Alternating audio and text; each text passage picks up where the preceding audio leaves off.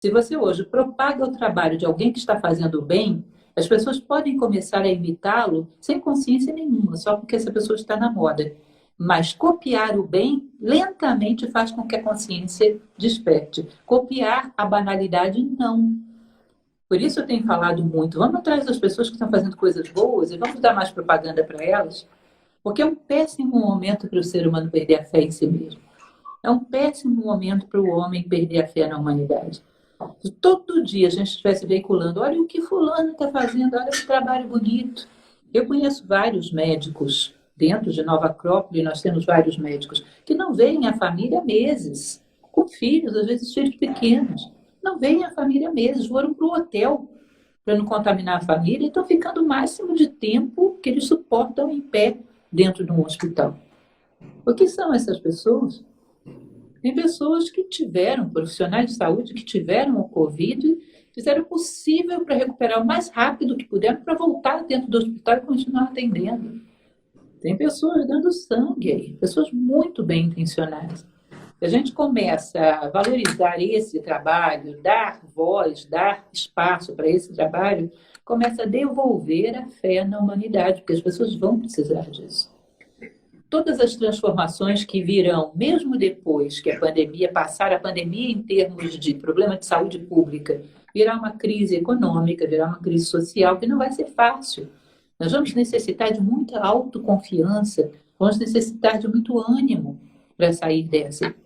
Se continuarmos acreditando que a humanidade é o fundo do buraco mais profundo da Terra, aquela fossa atlântica, que não me lembro agora o nome, que é a mais profunda do oceano, não vamos sair daí. Está na hora da gente perceber que nós somos a fossa atlântica, mas também somos o pico mais elevado do Himalaia. E para onde você escolhe olhar faz muita diferença. Faz muita diferença. Porque devolve a fé em si mesmo e você começa a sentir ânimo para fazer o necessário, possível, para ir ao limite das suas possibilidades. Eu notei uma coisa muito interessante no nosso trabalho social em Nova Acrópole, porque nós atendemos 400 e poucas crianças em situação de risco. O ano passado não foi tão difícil conseguir doações para cestas básicas. De janeiro para cá, elas vêm arrefecendo, as pessoas estão encolhendo. E quando eu comecei a ver o que estava acontecendo, eu comecei a ver que as pessoas estavam perdendo a fé em si próprias, perdendo a fé de que elas poderiam fazer alguma coisa de válida, encolhendo de tanto bombardeio negativo. Né? Então, eu perder a fé em mim mesmo, o que eu faço? Eu deixo 10 famílias sem cesta básica. Essa é a minha providência. Ou seja, não podemos deixar isso acontecer. As pessoas têm que dizer, não interessa o que os outros estão fazendo. Enquanto eu estiver vivo, eu estarei lutando. Se eu disser para você, bom, aqui na minha casa, nesse momento, não existe nenhuma caneta Bic. Eu posso dizer, não, peraí, eu tenho uma caneta Bic, está aqui.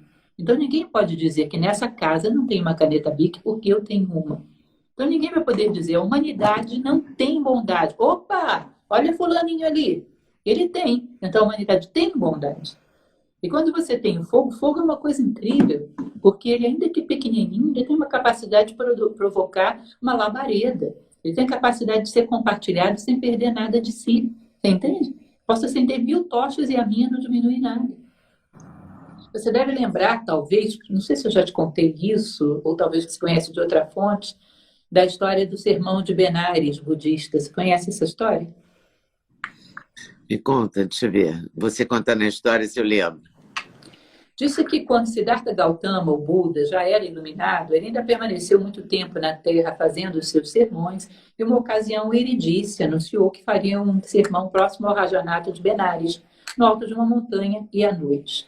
Como o local era muito escuro, muito ermo, todos os homens poderosos, todos os príncipes da Terra, compraram grandes tochas e grande quantidade de azeite para encher as suas lamparinas.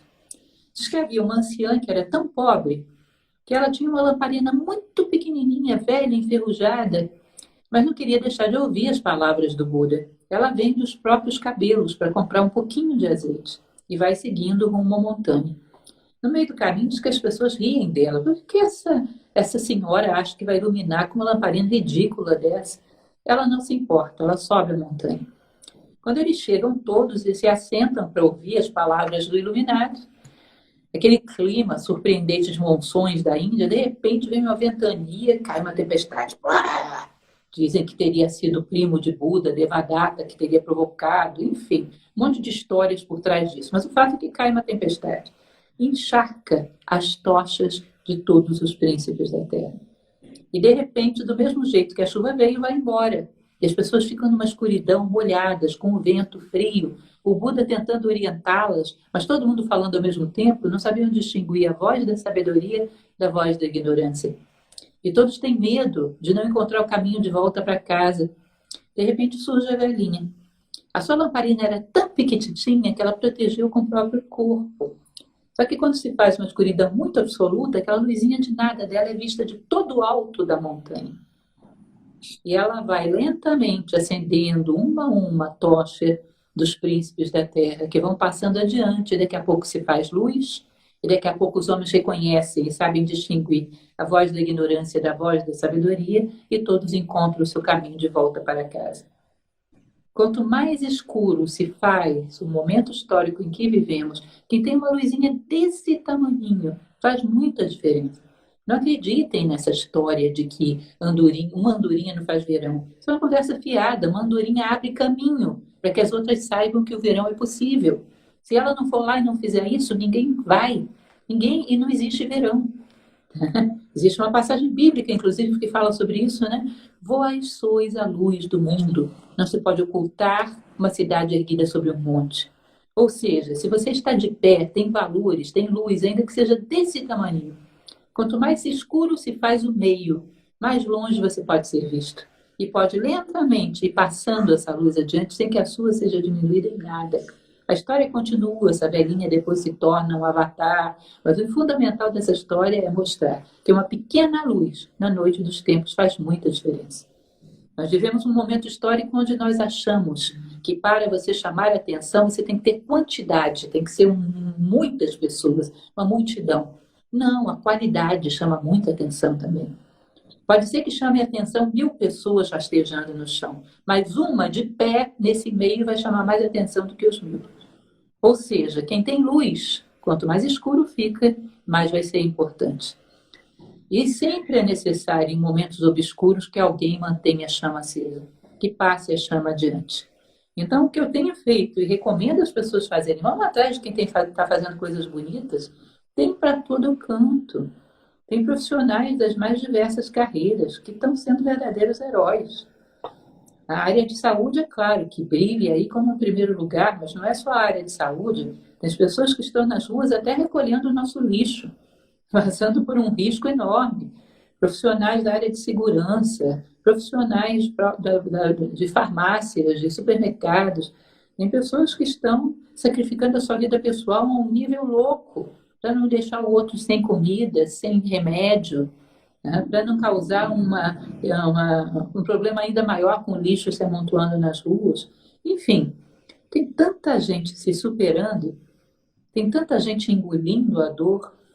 Um dia desses eu fui chamada para fazer um prefácio de um livro que está sendo confeccionado num hospital dedicado aos médicos, porque começou a haver dentro da classe médica uma tendência à depressão, ao estresse, evidente, né, ao desespero.